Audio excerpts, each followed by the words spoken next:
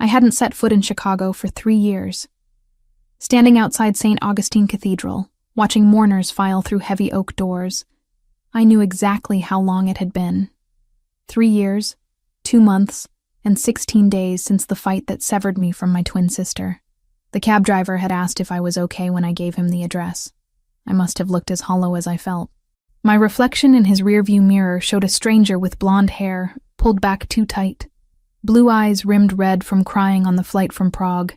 28 years old, and I'd just lost the only person who shared my face, my DNA, half my childhood memories. Natalie was dead. Car accident, they said. The words in the email from her neighbor felt clinical, detached. Your sister passed away in a single-vehicle collision on Lakeshore Drive. Funeral services Friday at 2. I should have been here sooner. Should have answered her calls 6 months ago. Should have forgiven her for falling in love with a man whose world I couldn't stomach. But pride is a poison that works slowly, and now I'd never get the chance to tell her I was sorry. The cathedral steps were crowded with people I didn't recognize. Expensive suits, designer dresses, the kind of polished crowd that didn't belong at the funeral of a woman who used to steal my clothes and eat cereal straight from the box. These weren't Natalie's people. At least, not the Natalie I remembered. I pushed through the entrance. Late because my connecting flight had been delayed. The service had already started. A priest's voice echoed through the vaulted space. But I couldn't focus on his words. My eyes locked on the casket at the front, draped in white lilies. She was in there, my mirror image, forever still. Then I felt it, the weight of attention shifting like a physical force. Heads turned. One by one, the mourners twisted in their pews to stare at me. Gasps rippled through the crowd. A woman in the third row clutched her chest, her face draining of color. An older man stood abruptly, his chair scraping against marble. They were looking at me like I was a ghost. Of course, they saw Natalie. We were identical twins, same bone structure, same blue eyes, same wheat blonde hair. The only differences were invisible. She'd been fire where I was ice, impulsive where I was calculated. Our parents had trained us both, passed down their skills in observation, languages, survival, but Natalie had wanted freedom from that legacy. I'd embraced it. Natalie? Someone whispered her name like a prayer. I kept walking down the aisle, my heels clicking against stone. Every eye followed me. I didn't belong here, that much was clear, but I needed to see her one last time. Needed to say goodbye to the girl who used to hold my hand during thunderstorms when we were 6. My gaze swept across the front rows, searching for anyone familiar. That's when I saw him. He sat in the first pew, shoulders rigid beneath a black suit that probably cost more than my rent for a year. Dark hair, perfectly styled, strong jaw, the kind of profile that belonged on Roman statues. Even from behind, he radiated power, authority, danger. Gabriel Donatelli. Had to be. The man Natalie had chosen over me. He turned, and the world stopped. Devastation carved into every line of his face, transformed into something else. Shock, desperate hope, disbelief. Dark brown eyes, nearly black in the cathedral's dim light, went wide. His lips parted as if to speak, but no sound came. He rose from his seat, stumbling slightly, one hand reaching toward me. Natalie. His voice broke on her name, raw and desperate. How is this possible? The pain in his voice gutted me. He thought she was alive. He thought I was her, standing here when she should be in that casket. Everyone in the cathedral held their breath, waiting for the impossible. I stopped 3 feet away from him, close enough to see his hand trembling as it reached for me, close enough to see tears gathering in his eyes. Close enough to watch hope and grief war across his features. I'm not Natalie, I said quietly, my voice steady despite the chaos. I'm her sister, her twin sister. The words hit him like a physical blow. His reaching hand froze in midair, then slowly lowered. The desperate hope in his eyes died, replaced by crushing realization, then confusion, then something harder. Sister. He said the word like he was testing it, trying to make sense of reality. Twin sister. Identical, I confirmed, watching him process this. My name is Lauren Cooper. Natalie never mentioned me? Something flickered across his face. Pain. Betrayal. She said her parents were dead. No siblings. No family. His jaw clenched. She never mentioned you. Around us, whispers exploded. The crowd had gone from watching a miracle to watching a revelation. I could feel their eyes boring into me. Could hear fragments of conversation in multiple languages. My training kicked in automatically. Cataloging reactions. Measuring threats. We had a falling out, I said, forcing myself not to back away from his intensity. 3 years ago. When she told me about you. His dark eyes searched mine, looking for Natalie in my features and finding someone else entirely. You're real. You're not. He stopped himself, closed his eyes briefly. When he opened them again, the devastated man had been replaced by something colder, more controlled. We need to talk, after. I came for my sister's funeral, not after, he repeated, and it wasn't a request.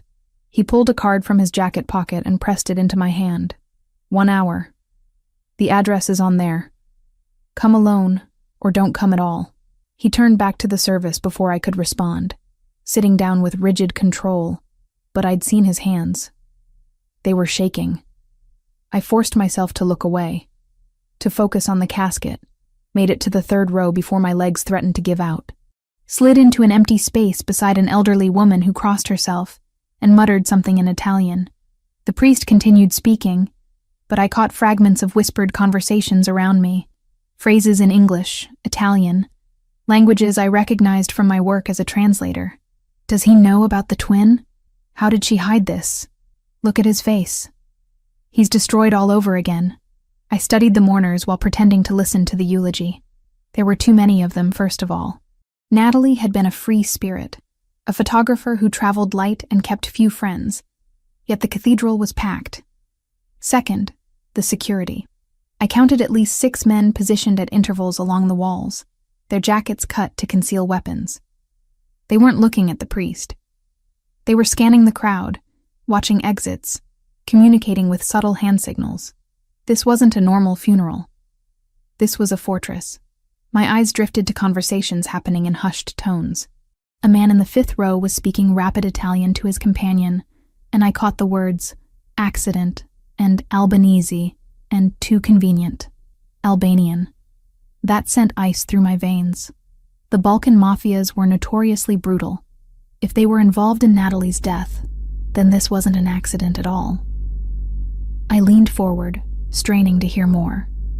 The man continued, mentioning Lakeshore Drive, brake lines, and something about a message. My translator's brain assembled the pieces automatically. They were discussing sabotage, murder. Someone had killed my sister. The service ended in a blur.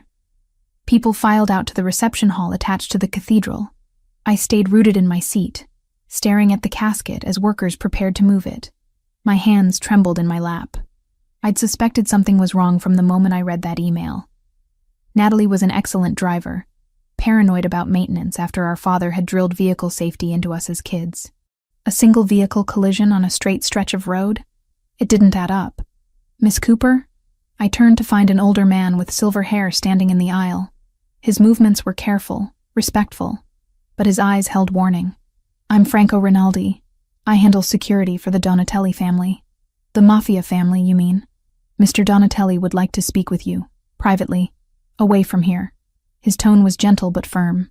Please, for your own safety. My safety? You look exactly like a woman who was murdered 3 days ago. There are people in this church who might not immediately understand you're not her. People who might see you as a threat, or an opportunity, or... He paused. Please come with me. Mr. Donatelli is waiting. I looked back at Natalie's casket one last time, then at the card Gabriel had given me. Just an address. No name, no business. The kind of place that didn't advertise. I'll follow you in my own car, I said. I'm not getting into a vehicle with people I don't know. Franco's mouth twitched in what might have been approval. Smart. The address is the reception venue. Many people will be there. You won't be alone with him. I stood, grabbed my purse, and followed Franco toward a side exit. As we passed through the doorway, I glanced back one more time. Gabriel stood by the casket, one hand resting on the white wood, his head bowed. Even from a distance, I could see his shoulders shaking. He'd loved her. Really loved her. And I'd just shattered whatever fragile hope my appearance had given him. I walked out into cold Chicago air, following Franco to a waiting car. My sister deserved the truth about her death. And if that meant walking into the world that had killed her, then that's exactly what I'd do, even if it destroyed me in the process. The reception was held in a private room that screamed old money and older secrets. Crystal chandeliers cast fractured light across marble floors. Waitstaff moved between clusters of mourners, offering champagne and whispered condolences. I accepted a glass I had no intention of drinking and positioned myself near a window. Black cars lined the curb, expensive ones. Drivers stood at attention, hands folded, eyes alert. This wasn't just wealth on display. This was power. I stayed on the periphery, listening. People talked more freely when they thought you weren't paying attention. My father had taught me that. Listen first. Act later. You look just like her. A woman's voice, soft and sad. I turned to find someone around Natalie's age, with kind eyes and a tissue clutched in her hand. I'm sorry. I'm Rachel. I worked with Natalie at the gallery downtown. Gallery. That was new. She never mentioned working at a gallery. She started about 8 months ago. Photography exhibits mostly. Rachel's smile trembled. She talked about you once. Said she had a sister she missed. The words hit harder than they should have. She said that? Not in detail. Natalie was private, but I could tell it hurt her. Whatever happened between you two. Rachel glanced around nervously. She was scared the last few weeks. Jumpy. Kept checking her phone, looking over her shoulder. Did you tell the police? The police? Rachel's laugh held no humor. Gabriel Donatelli owns half this city. The police don't ask questions he doesn't want answered. Before I could respond, the room shifted. Conversations quieted. Heads turned. Gabriel had arrived, and he brought the temperature down with him. He moved through the crowd like a knife through water, people parting instinctively. Franco walked 2 steps behind. Gabriel's gaze found mine across the space, and he gave a subtle nod toward a door on the far side. I should go, Rachel said quickly. Be careful, okay? She disappeared before I could thank her. I made my way to the indicated door, acutely aware of the attention I drew. Being Natalie's ghost was exhausting. The door led to a smaller room, intimate and windowless. Gabriel stood with his back to me, staring at a painting. Franco flanked the entrance like a sentry. Close the door, Gabriel said without turning around. I did. The sound of the lock clicking felt ominous. You wanted to talk, I said, refusing to show nervousness. So talk. He turned slowly, and the grief I'd seen in the cathedral had been replaced by something harder. Controlled. You said you believe Natalie was murdered. Why? Because she was an excellent driver who maintained her vehicle obsessively. Because single-car accidents on straight roads don't happen without cause. And because I heard your people talking about Albanians and sabotage during the service. Something flickered in his expression. Surprise. You speak Italian. Among other languages. Translator. It's how I make a living. I crossed my arms. Your turn. Who are the Albanians and why did they want my sister dead? Gabriel moved to a sideboard and poured amber liquid into 2 glasses. He offered me one. I shook my head. The Kosovar organization, he said, taking a drink. They've been trying to move into Chicago territory for 2 years. Natalie became a target because she was close to me. You mean because she was your fiancé? Yes. He set down the glass with precise control. She knew the risks. I warned her what this life meant, and she stayed anyway. The bitterness in my voice surprised me. That sounds like Natalie, always running toward the fire. She was brave. She was reckless. I met his dark eyes. There's a difference. Gabriel studied me with unsettling intensity. You are nothing like her. Finally, something we agree on. When Natalie spoke, it was with passion, fire. Emotion ruled her decisions. He stepped closer, and I refused to back away. You calculate. You observe. You weaponize silence. Is that an insult or a compliment? An observation. He was close enough now that I could smell his cologne. Something expensive and cedar dark. One that makes me wonder why she never mentioned having a twin. Especially one trained to disappear. My blood went cold. What? You move like someone taught you to avoid detection. You position yourself near exits. You listen more than you speak. Those are not natural instincts, Miss Cooper. They're survival skills. His head tilted slightly. Who taught you? I should have lied. Should have deflected. Instead, something in his directness pulled truth from me. Our parents. Before they died. And what were your parents? Careful. The corner of his mouth twitched. Almost a smile. I could have you investigated. Find out everything about you in 24 hours. Then why ask? Because I want to hear it from you. We stared at each other, locked in some unspoken battle of wills. Finally, I exhaled. They fled Russia in the 90s, started over here, taught us to protect ourselves, to leave no traces, to survive in a world that didn't forgive mistakes. Natalie rejected it. I embraced it. That's why she couldn't find you, Gabriel said, understanding dawning. She tried. Hired investigators. They found nothing. Because I didn't want to be found. The admission tasted like ash. I was angry, stubborn, and instead, you lost her. The words gutted me. I turned away, blinking back tears I refused to let fall. Are you trying to hurt me? Or does it come naturally? I'm trying to understand. His voice softened marginally. Natalie never spoke of you, yet she kept a photograph. One picture, hidden in her jewelry box. 2 blonde girls, maybe 6 years old, holding hands. I found it after she died. My breath caught. Halloween, dressed as matching princesses. Our mother had taken it the week before everything changed. She kept that? My voice cracked despite my best efforts. She did. Gabriel moved to stand beside me, not touching but present, which tells me that whatever happened between you, she never stopped loving you. And that you didn't come here just for answers. Of course I did. She was my sister. Then help me find who killed her. I turned to face him. You already know who killed her. The Albanians. I know who gave the order. I don't know who executed it, who tampered with her car, who watched her die. His jaw clenched. And I need to know before I can act. Act, I repeated. You mean retaliate. I mean justice. Your version of justice likely involves body bags and unmarked graves. He didn't deny it. Does that bother you? It should have. Normal people were bothered by violence, by vengeance, by the kind of justice that happened in shadows. But I wasn't normal. I'd been raised by people who understood that some threats required permanent solutions. No, I admitted quietly. It doesn't. Gabriel's expression shifted, something almost like respect crossing his features. Then work with me. Your skills, my resources. We find the truth together. And then what? I go back to my life and pretend this never happened? If you're smart, yes. I laughed, the sound harsh. I stopped being smart the moment I got on that plane to Chicago. Miss Cooper. Franco spoke from the doorway, his tone urgent. We have a situation. Gabriel's posture changed instantly, becoming something dangerous. What kind of situation? The kind that followed her here. My stomach dropped. What? Franco pulled out a phone, showed us security footage. Black sedan parked across from my hotel. 2 men visible inside, faces obscured. The timestamp showed them arriving 10 minutes after I'd checked in this morning. Albanian? Gabriel asked.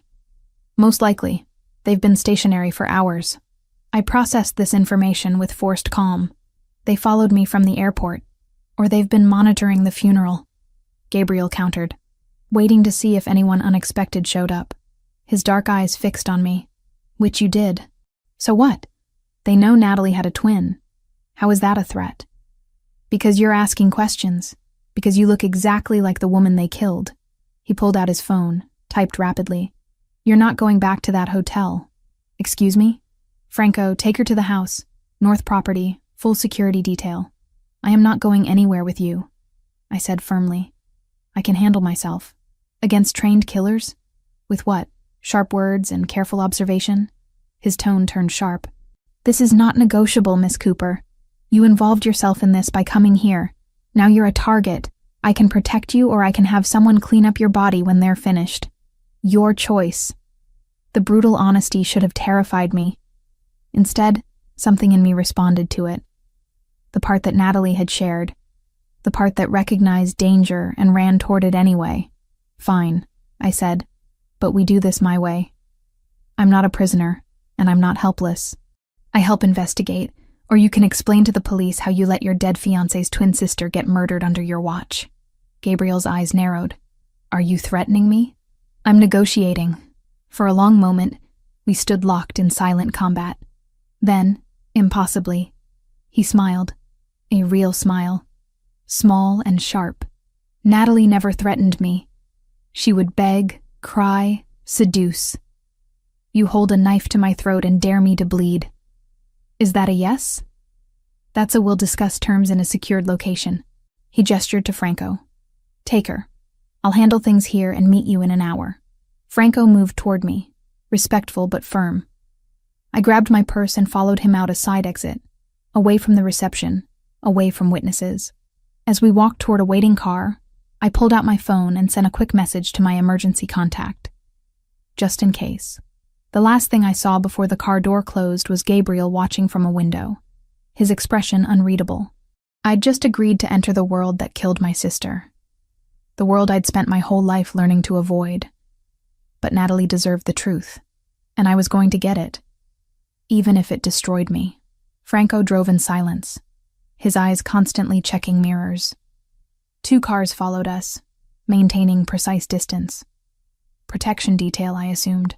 The cityscape blurred past until buildings gave way to trees, then water. Lake Michigan stretched dark and infinite to our right, moonlight carving silver paths across its surface. How far is this place? I asked, breaking the quiet. 20 minutes north of the city. Secure location. Franco's tone was professional, almost gentle. Mr. Donatelli has several properties. This one is the safest. Safe from what, exactly? The Albanians you all keep mentioning? His jaw tightened. From anyone who might want to hurt you because of who you look like. Because I looked like Natalie. Because some part of me was her, walking and breathing when she no longer could. The thought made my chest ache. We turned onto a private road, gates opening automatically. The property emerged from darkness like something out of a film. Modern architecture mixed with classic stonework. Floor-to-ceiling windows glowing warm against the night. Manicured lawns sloped down to a private dock. Money didn't just whisper here. It sang. Men in dark suits stood at strategic points. They nodded to Franco as we passed, their attention sharp and assessing when they saw me. I counted 8 visible guards. Probably more I couldn't see. Franco opened my door, and I stepped out into cold air that smelled of water and pine. Your luggage will be retrieved from the hotel and brought here. For now, let me show you inside. The foyer took my breath away. Marble floors, a staircase that curved like art, paintings that belonged in museums. But it was the photographs that stopped me cold. Natalie. Everywhere. On the mantel, the side tables. An entire wall dedicated to her smile, her laughter, her life with Gabriel. My throat constricted.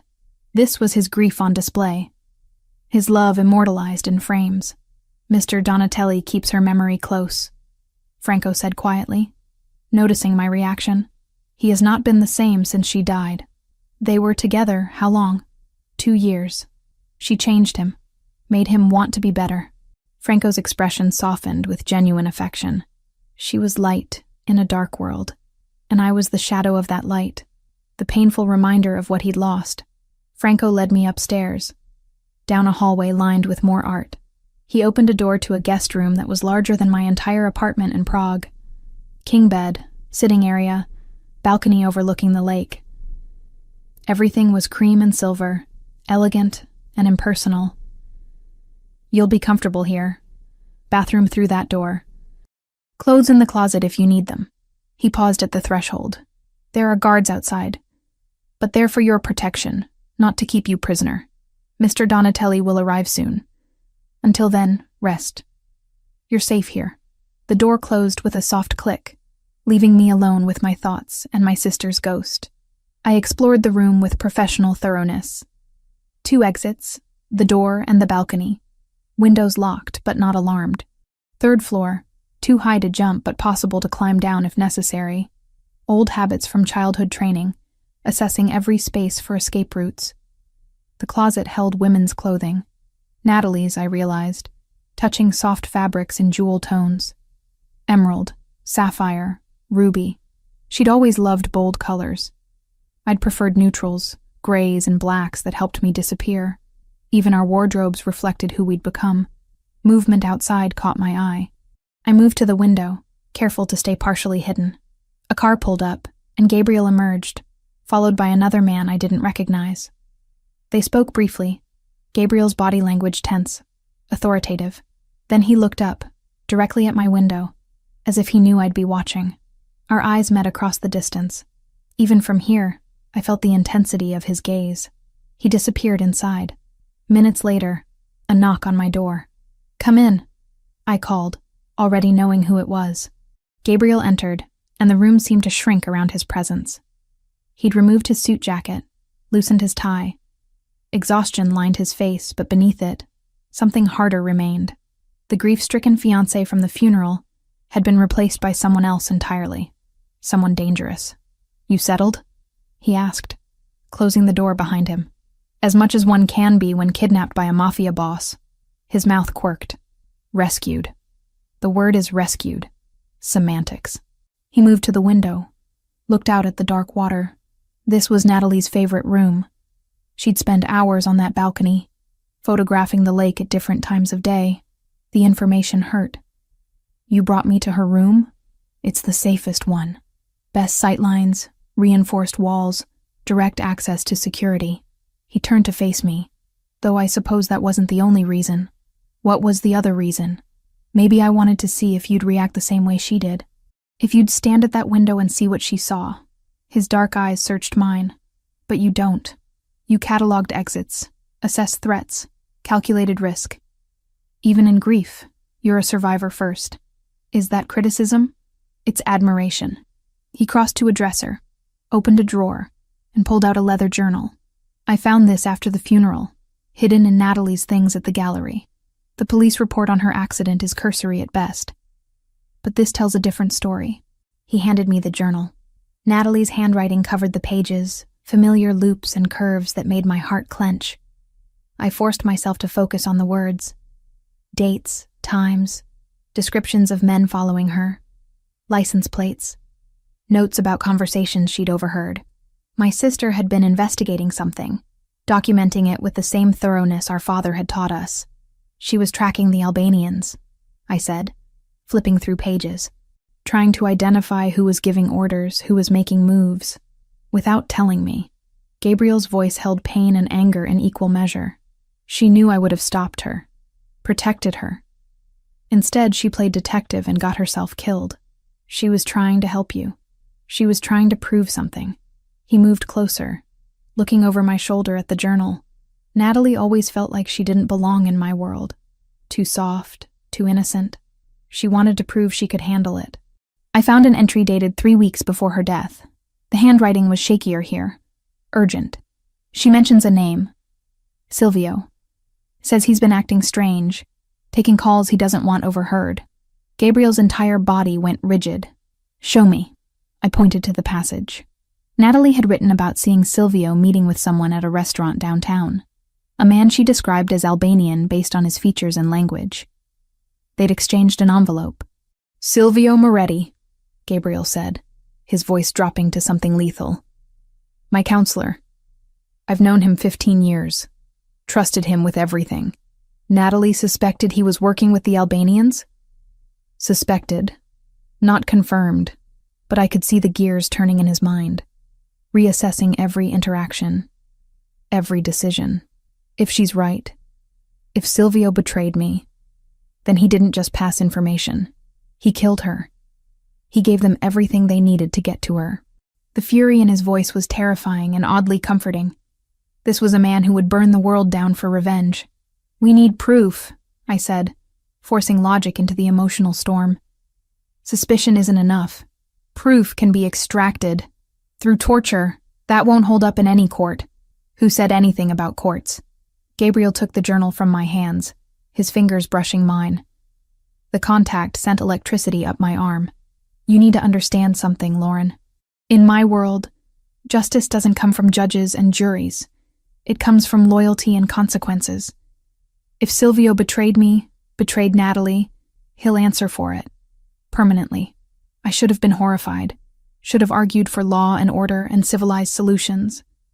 Instead, I thought about my sister, terrified and alone in those final moments. About someone tampering with her car, watching her drive away to her death. Then let's get proof, I said quietly. And when we do, you can handle it however you see fit. Gabriel studied me for a long moment, and something shifted in his expression. Understanding, maybe. Recognition that we weren't so different, he and I. Both raised in worlds where violence was currency and survival meant hard choices. A sharp sound shattered the moment. Breaking glass, shouting from downstairs. Gabriel's gun was in his hand before I could process what was happening. Stay here. Lock the door. What's going on? Someone just breached the perimeter. He moved to the door, every line of his body coiled and ready for violence. Franco! The door burst open and Franco appeared, weapon drawn, blood streaming from a cut on his temple. Albanians, 3 vehicles. They rammed the gate. Gabriel's expression went cold. How many? At least a dozen. Maybe more. Gunfire erupted from somewhere below. Glass shattered. Men shouted in multiple languages. My training kicked in, overriding panic. Where's the safest location in the house? Panic room, basement level, Franco said. But we need to move now. Gabriel grabbed my hand, pulling me toward the door. His grip was firm, steady. Stay behind me. Don't stop for anything. We ran. The hallway was chaos. Smoke filled the air. Alarms shrieked. And somewhere below, men were dying. Gabriel kept my hand locked in his as we moved, Franco leading with his weapon raised. 2 of Gabriel's guards appeared from a side corridor, taking defensive positions. Cover the stairs, Gabriel ordered.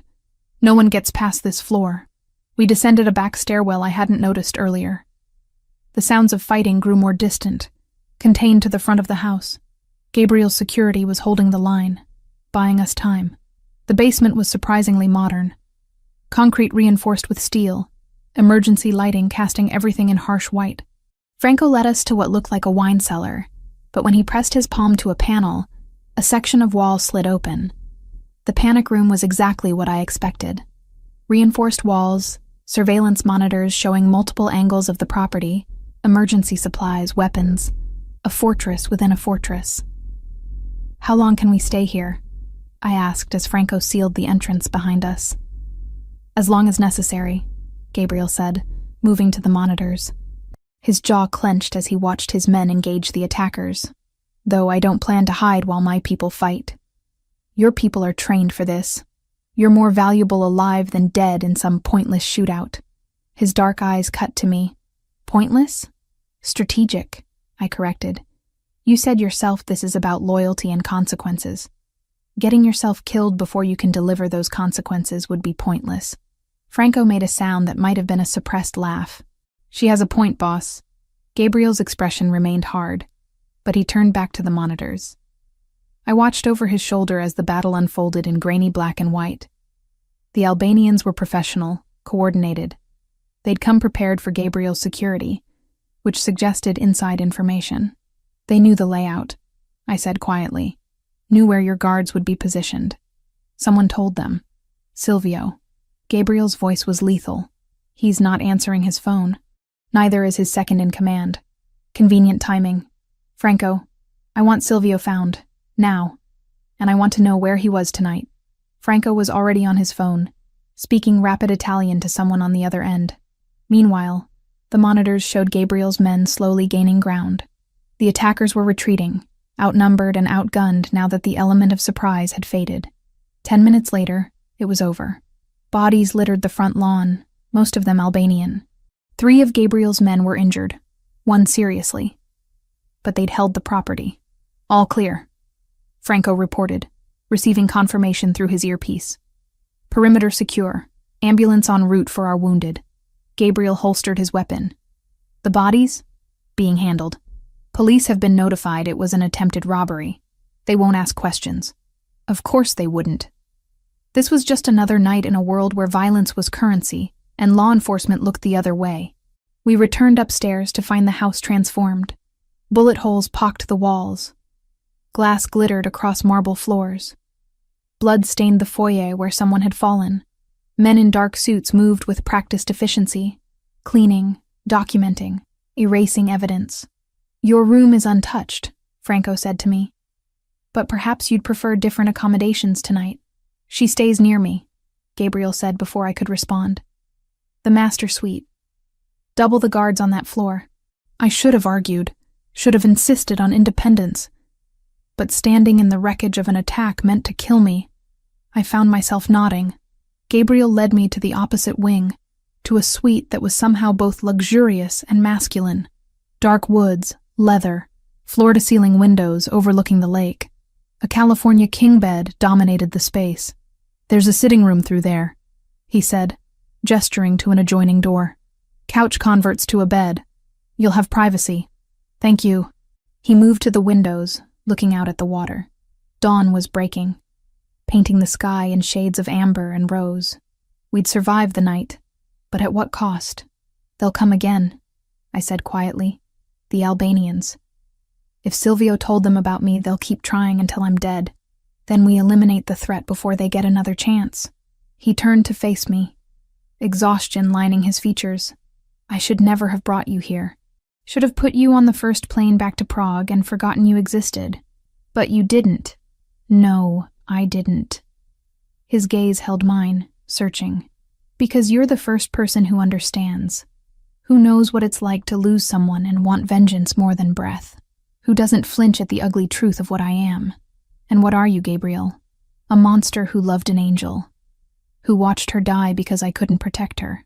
Who sees her face every time I look at you and knows I'm failing her all over again." The pain in his voice broke something in me. I crossed the space between us. Driven by impulse I didn't understand. I'm not her. I'll never be her. But I'm here. And I'm not going anywhere until we find who killed my sister. His hand came up, fingers tracing my jaw with devastating gentleness. "You look so much like her. Same face, same eyes. But when you speak, when you move, you're completely different. It's like watching a familiar melody played in a different key. Gabriel, I know I shouldn't touch you, shouldn't feel what I'm feeling. But standing here, knowing I almost lost you tonight," his thumb brushed across my lower lip, and heat flooded through me. "Tell me to stop. I should have. Everything about this was wrong. Complicated. A betrayal of my sister's memory. But Natalie was gone. And I was alive. And the man standing before me made me feel something I'd never experienced. "I can't," I whispered. He kissed me. Slow at first, questioning. Then deeper when I responded, his hand sliding into my hair, pulling me closer. I tasted coffee and grief and something desperately alive. My hands fisted in his shirt, needing anchor, needing proof that we'd survived. When we finally broke apart, both breathing hard, reality crashed back in.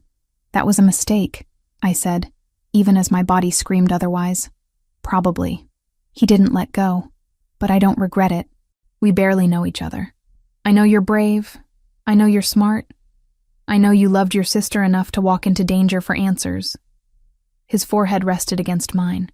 And I know that when I thought those bullets might reach you, I was more terrified than I've been since Natalie died. I pulled back, needing space to think. This is grief, trauma, two people clinging to each other because we're both broken. Maybe. Or maybe it's two people finding something real in the middle of hell. He let me go, stepping back. "Get some rest. We'll talk about Silvio when you wake up. Where are you going?" "To deal with the aftermath. To make sure my men are cared for. To start hunting the bastard who betrayed us." His expression hardened. "And when I find him, I'm going to make sure he regrets every breath he took after selling out Natalie." He left before I could respond, leaving me alone in his suite, with the taste of him still on my lips, and questions I couldn't answer. I wandered into the sitting room, found the couch. Through the windows, the lake stretched endless and serene, indifferent to the violence that had unfolded on its shores. Somewhere out there, Silvio was hiding. Somewhere out there, the Albanians were planning their next move. And somewhere in this complicated mess, I was falling for the man who'd loved my sister first. I pulled out my phone, scrolled through old messages from Natalie. Most were years old before our fight. Pictures of her smiling, voice memos of her laughter, evidence of a life lived fully. One message caught my attention, sent 6 months before she died. I met someone, Lore. Someone incredible and terrifying and completely wrong for me. If you were here, you'd tell me to run. But I think I'm going to stay and see where this goes. I hope someday you'll forgive me enough to meet him. She'd been talking about Gabriel, about falling in love despite knowing the danger, about choosing to stay anyway. And now I was following her path, step by terrible step. A soft knock interrupted my thoughts. Franco stood in the doorway, carrying a tray with coffee and pastries. Thought you might need this. It's been a long night. Thank you. I accepted the coffee gratefully. Franco, can I ask you something? Of course. Gabriel and Natalie. Were they happy? He considered the question carefully. They were complicated. She brought light to his darkness, but she was also frustrated by the limitations of his world. He loved her desperately, but struggled to let her be independent. They fought about it often. About her investigating the Albanians. About everything. She wanted to prove herself capable of surviving his world. He wanted to keep her sheltered from it. Franco's expression softened. In the end, neither got what they wanted. But yes, beneath the complications, they were happy. And now I'm here, looking like her ghost, complicating everything. You're not complicating anything, Miss Cooper. You're giving him something I haven't seen since she died. Hope. Franco headed for the door, then paused. For what it's worth, I don't think you're a ghost. I think you're exactly who you are. And maybe that's what he needs instead of a memory. He left me with those words, and a tray of food I couldn't eat. Outside, the sun climbed higher. I'd come to Chicago for answers about Natalie's death. Instead, I'd found myself tangled in the same dangerous web that had killed her. And worse, I was starting to understand why she'd stayed. I woke to the sound of raised voices. For a disoriented moment, I forgot where I was. Then reality crashed back. Gabriel's house. The attack. The kiss that shouldn't have happened. I checked my phone. 2 p.m. I'd slept for hours. The voices were coming from downstairs. I recognized Gabriel's tone. Controlled fury barely leashed. I moved to the door, cracked it open enough to hear. I don't care what excuse he gives. Gabriel's voice carried up the stairwell. Silvio knew about the attack.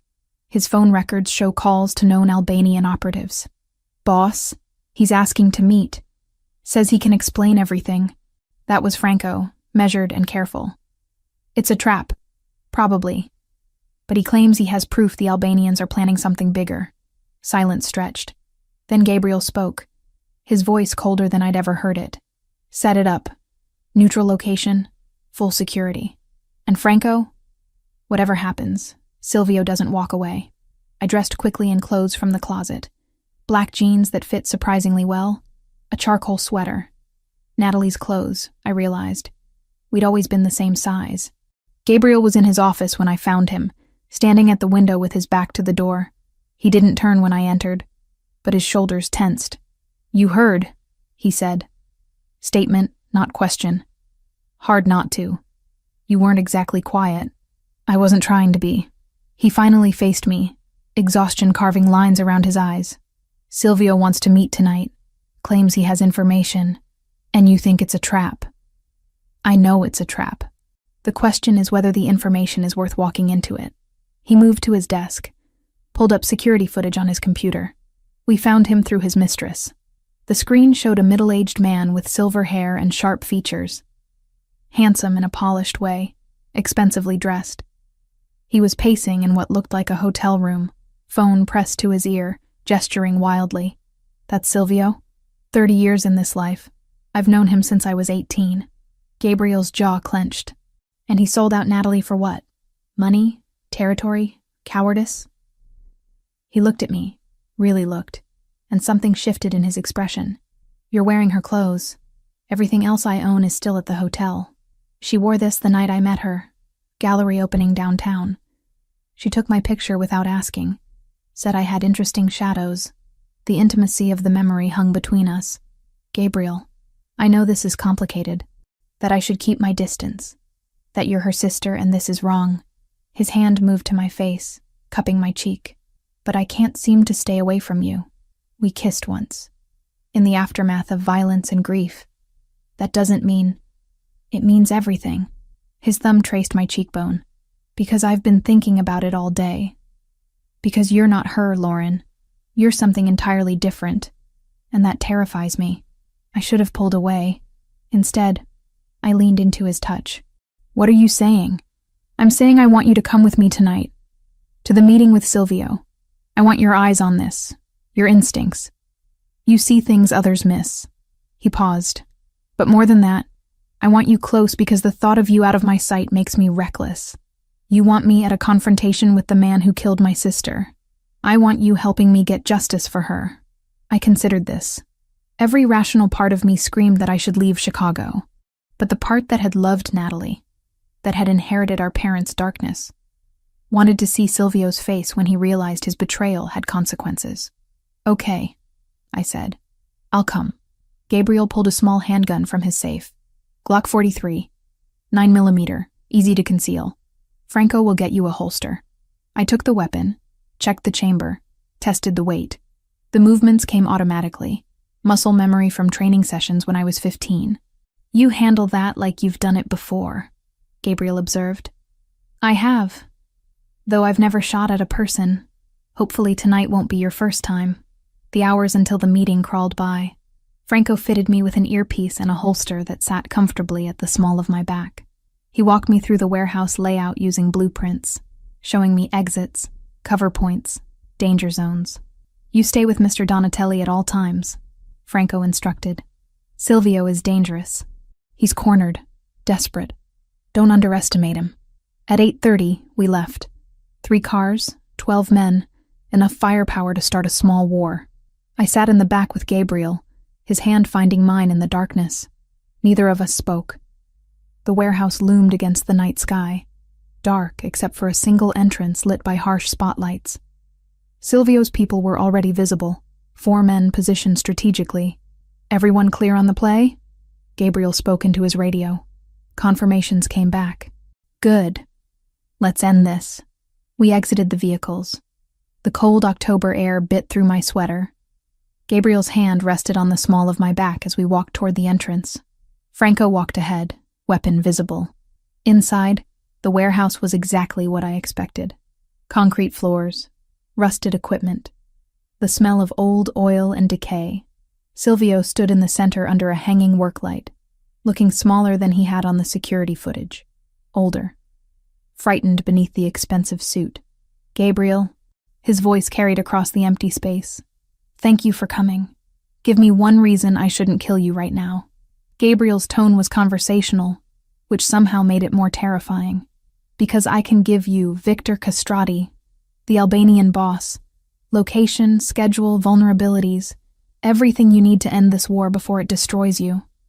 And why would you do that? You've been working for them. I've been surviving. They approached me a year ago, threatened my family. I gave them information to keep them safe. But they went too far. Silvio's eyes drifted to me, and genuine pain crossed his face. I never wanted Natalie dead. That wasn't supposed to happen. But it did. Gabriel's voice dropped to something lethal. Because you gave them everything they needed to get to her. They said they just wanted leverage. I swear, Gabriel, I didn't know they'd kill her. His voice broke. I've been trying to make it right ever since. By waiting until they attacked my home? Until they nearly killed Lauren? Gabriel took a step forward. Your redemption comes too late. Wait. I spoke for the first time, and everyone's attention shifted to me. You said you're giving us Victor. What's the catch? Silvio's eyes met mine, and I saw calculation behind the fear. The catch is that I walk away.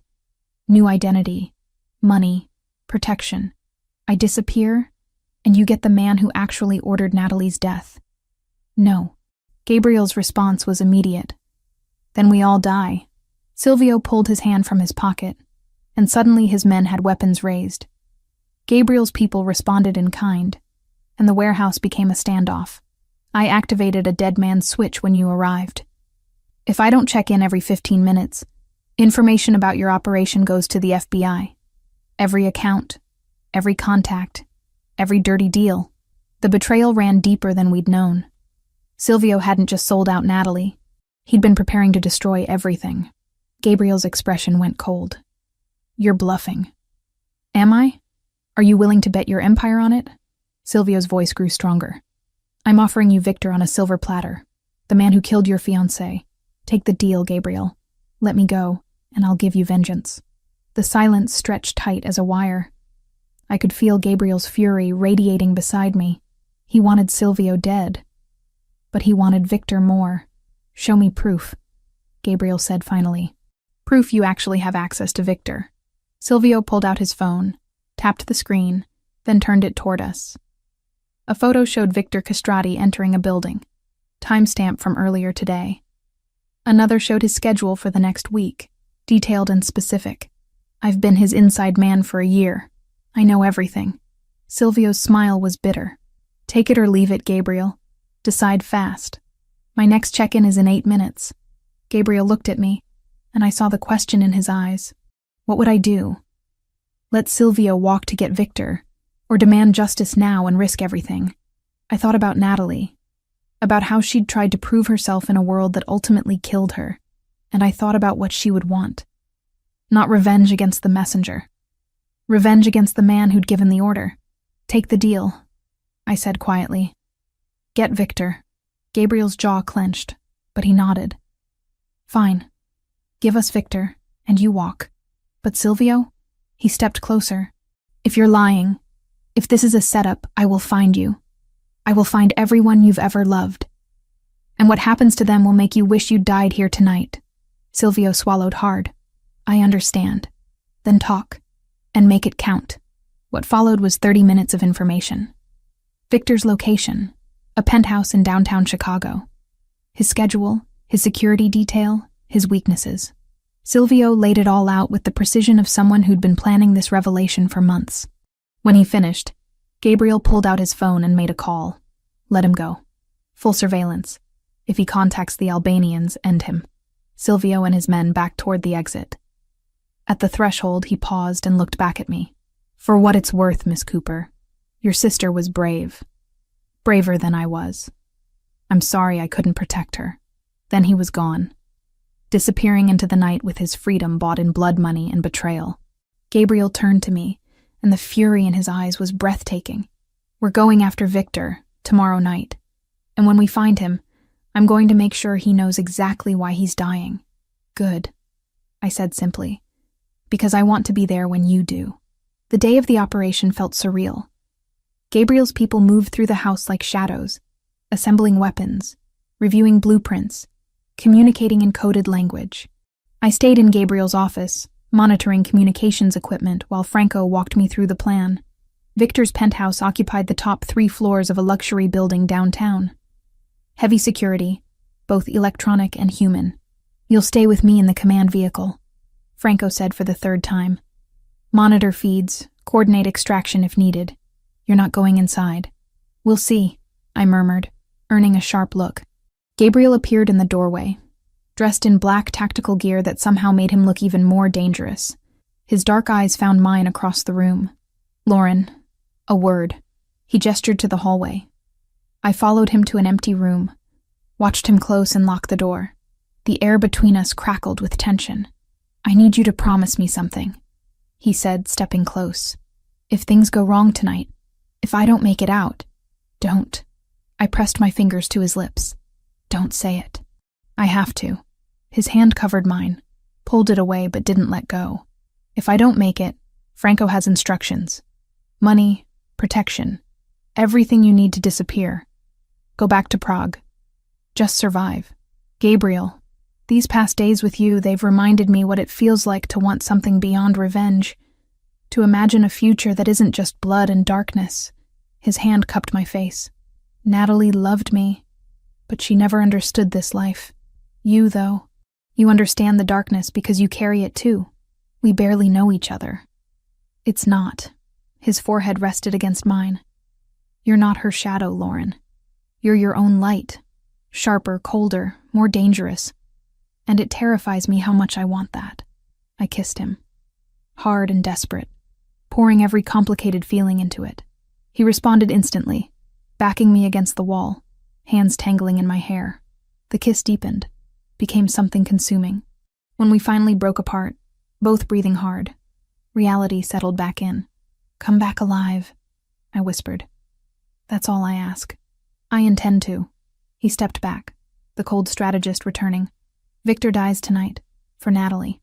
6 hours later, I sat in the command vehicle with Franco, watching feeds from cameras Gabriel's people had positioned around Victor's building. 15 men had gone in, Gabriel leading the assault team. The operation unfolded with brutal efficiency. First the security systems, disabled. Then the guards, neutralized quietly.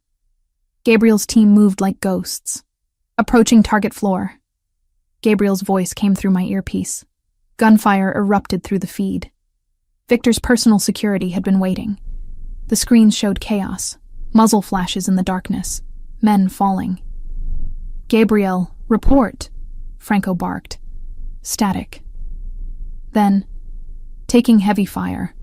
Victor's in the wind, heading for his private elevator. Block it. Don't let him reach the garage.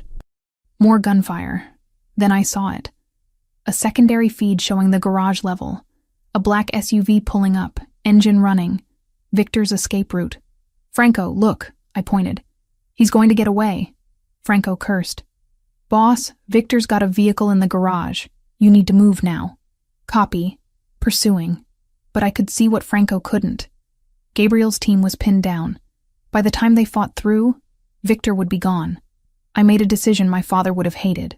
Franco, which exit leads to the garage? Service entrance, east side. Why? Lauren, no. I was already moving, grabbing the spare earpiece and weapon. Someone needs to slow Victor down. You will get yourself killed. My father was a KGB operative. I know exactly what I'm capable of. I opened the door. Tell Gabriel I'm sorry. I ran before Franco could stop me, crossing toward the service entrance. Inside, harsh lighting and concrete walls. The smell of exhaust and gun oil. Voices echoed from below. Albanians speaking rapidly. 3 men, maybe 4. The garage appeared around a corner. 2 SUVs, engines running. Victor stood beside one, cold eyes and expensive suit. 3 guards surrounded him, weapons ready. I had seconds to act. My father's voice echoed in my memory. When outnumbered, create chaos. I fired twice into the air. The sound echoed like thunder and everyone froze. Then chaos. The guards spun toward me, weapons rising. I dove behind a concrete pillar as bullets chipped stone inches from my head. FBI! I shouted, gambling. Building is surrounded. A lie. But Victor didn't know that. Return fire kept me pinned. 1 guard advanced. I waited until he cleared the pillar, then fired. The bullet caught his shoulder. He went down, and I felt nothing. Just cold calculation. Then new gunfire erupted from the entrance. Gabriel and his team poured into the garage, and suddenly Victor's people were caught between 2 threats. The remaining guards went down under coordinated fire. Victor tried to run, but Gabriel was faster. He tackled the Albanian boss, and they went down hard. I emerged from cover, watching Gabriel pound his fist into Victor's face. Rage and grief channeled into violence. Gabriel, stop. I moved closer. We need him conscious. He froze, fist raised. Blood covered his knuckles. Slowly Gabriel stood, dragging Victor up with him. You killed her, Gabriel said, voice shaking. Say it. Victor spat blood. The Cooper woman? She was collateral, meant to hurt you. Her name was Natalie. Gabriel's gun pressed against Victor's temple. And she was worth 10 of you. Gabriel, I put my hand on his arm. Not like this. Make him answer for it properly. Turn him over to your contacts. Let him rot in prison where his own people can reach him. Gabriel's finger tightened on the trigger. For a heartbeat, I thought he'd ignore me. Then slowly, he lowered the weapon. "Franco, take him."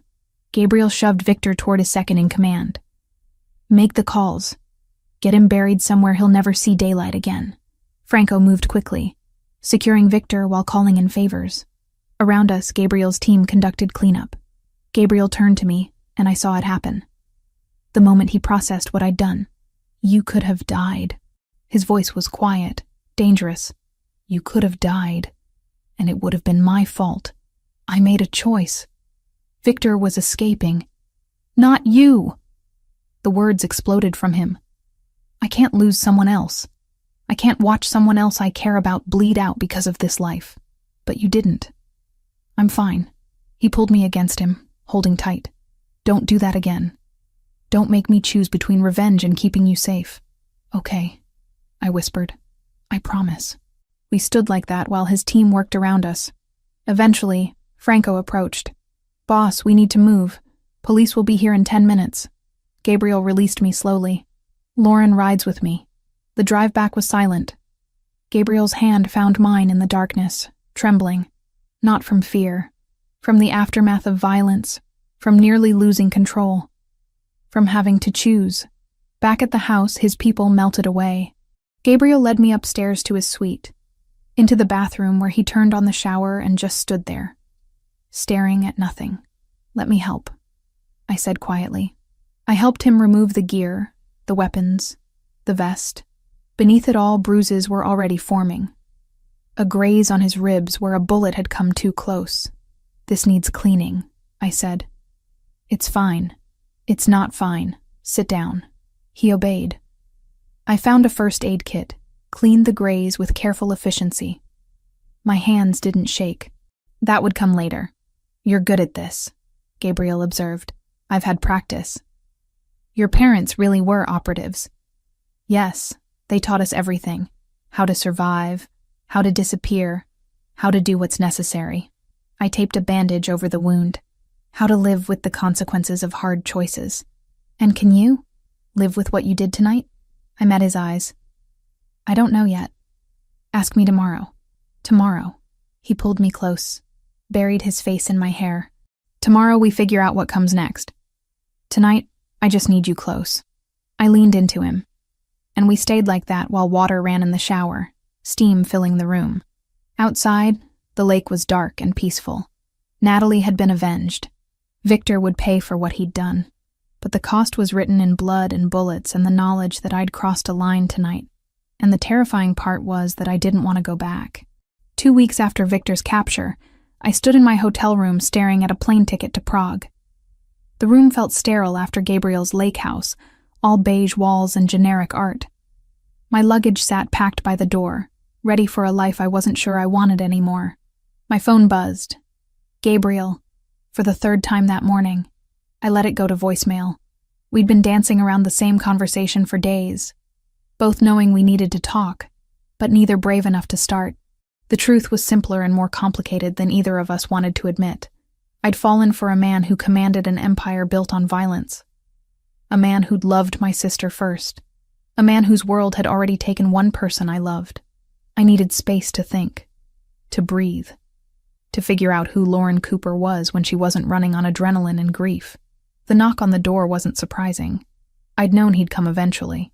Gabriel stood in the hallway, dressed in casual clothes that somehow made him more intimidating.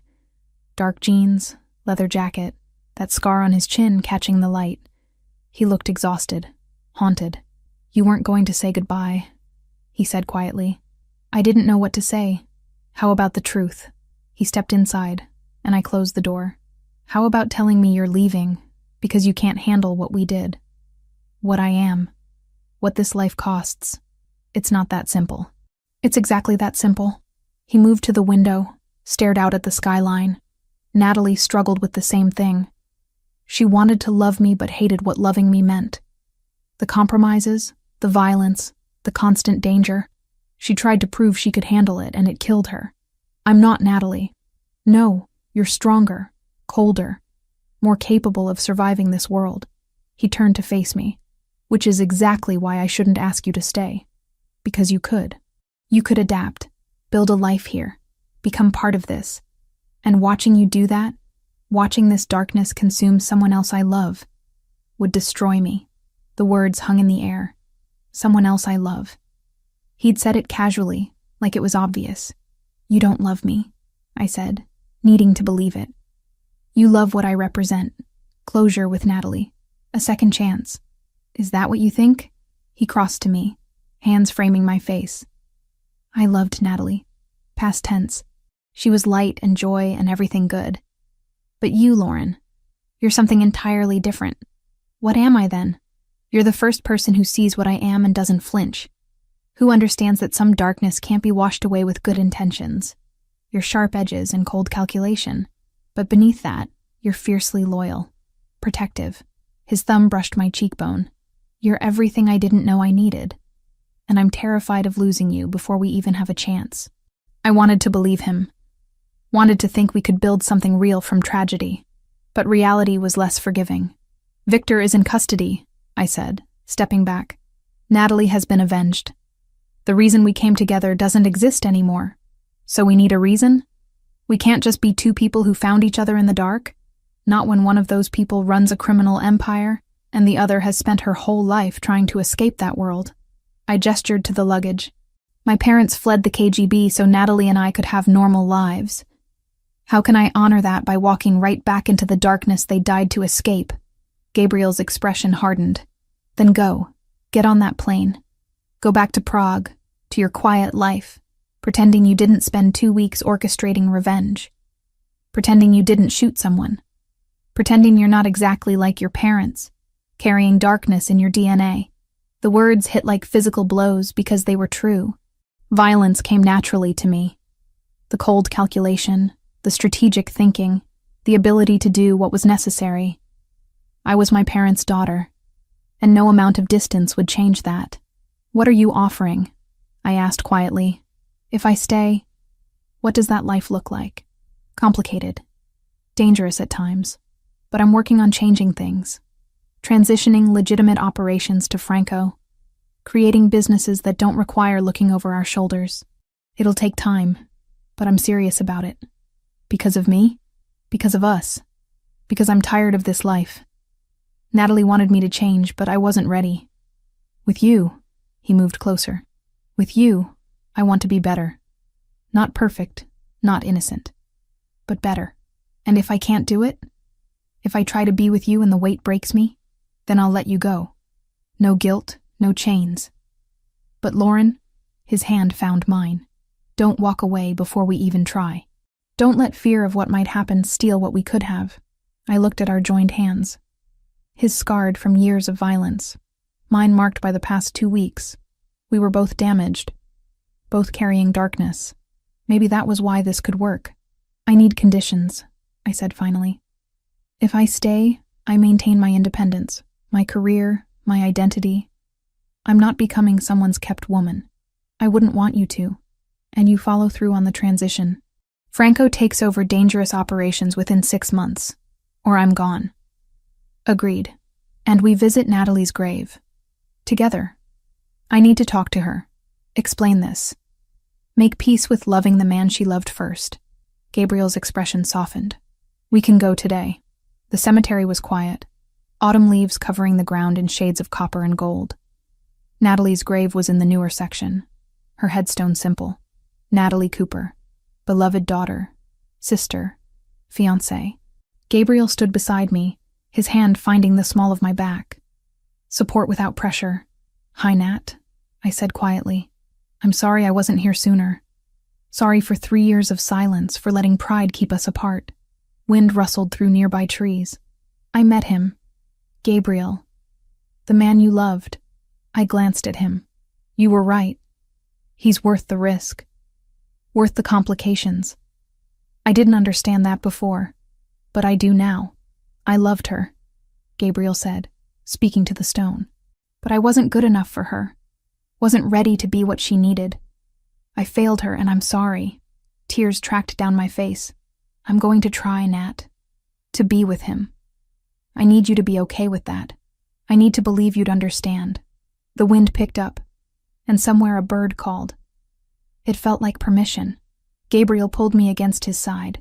She'd want you happy. She'd want both of us to find something good from all this pain. You think so? I know so. Natalie was many things, but she wasn't vindictive. She loved you. That doesn't stop just because she's gone. We stood there for long minutes. Finally, I placed flowers on the grave, white lilies like the ones at her funeral. I'll come back, I promised. I'll tell you how it goes.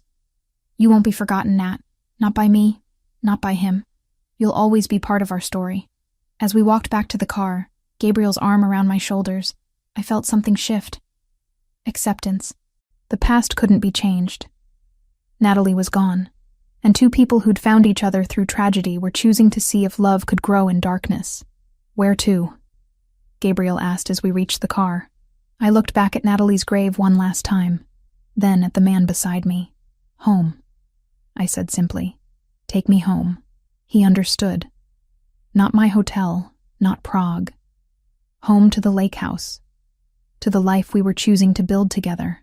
The drive back was quiet, comfortable. Gabriel's hand found mine across the console, and I didn't pull away. This was my choice, my risk, my leap into the unknown. And for the first time since arriving in Chicago, I felt something beyond grief and anger. I felt hope, fragile and frightening, but undeniably real. The lake house appeared through the trees, windows glowing warm. Franco stood on the porch, but he smiled when he saw us. Welcome back, Miss Cooper, he said. Your room is ready. Though I suspect you'll be needing different accommodations now. Franco, Gabriel warned, but there was no heat in it. What? I'm just saying what everyone's thinking. Franco's expression turned serious. For what it's worth, I'm glad you stayed. Boss needs someone who isn't afraid to challenge him. That's the plan, I said. Inside, the house felt different. Less like a monument to Natalie, and more like a place that could hold new memories. Her photos were still there, still honored, but they didn't dominate. Gabriel had made changes, creating space for me without erasing her. I'll have your things moved from the hotel tomorrow, he said, leading me upstairs. But tonight, I just want you here. Want to know you're safe, that you're staying, that this is real. We reached the master suite, and he paused. Last chance to change your mind.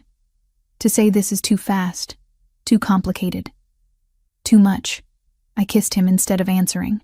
Slow and deep, pouring certainty into it. When we finally broke apart, he rested his forehead against mine. I'll spend the rest of my life proving you made the right decision. Good, I whispered, because I'm going to hold you to every promise you made today. Outside, the lake reflected the rising moon, dark and peaceful. Tomorrow would bring challenges, complications, the hard work of building something new from broken pieces. But tonight, for the first time since Natalie's death, I felt like I was exactly where I belonged. In the darkness, finding light. In the grief, finding love. In the ending, finding a beginning. Based on the outline and the style of the previous transcriptions, here is part 8. 9 months had passed since I'd chosen to stay. 9 months of watching Gabriel slowly transform from a man who ruled through fear into someone building something legitimate. The transition wasn't easy or clean, but it was real. Tonight was the culmination of everything. A charity gala at the Four Seasons, benefiting victims of organized crime. The irony wasn't lost on anyone. Gabriel Donatelli, former Mafia boss, now funding programs to help people escape the life he'd once commanded. I stood in front of the mirror, adjusting the emerald dress Gabriel had chosen. 6 months pregnant, my body had changed in ways I was still adjusting to. The baby kicked, reminding me that everything we'd built had become tangible, real, impossible to walk away from. You look beautiful, Gabriel said from the doorway. He wore a tuxedo that made him look dangerously handsome, though his eyes were softer now. Fatherhood suited him, even before our daughter arrived. I look like I swallowed a basketball. You look like everything I never knew I wanted. He crossed to me, hands settling on my swollen belly. Are you sure you're up for tonight? We can skip it if you're tired. And miss watching Franco officially take over? Not a chance. Tonight's event served dual purposes. Publicly, it was charity. Privately, it marked Gabriel's complete exit from the organization.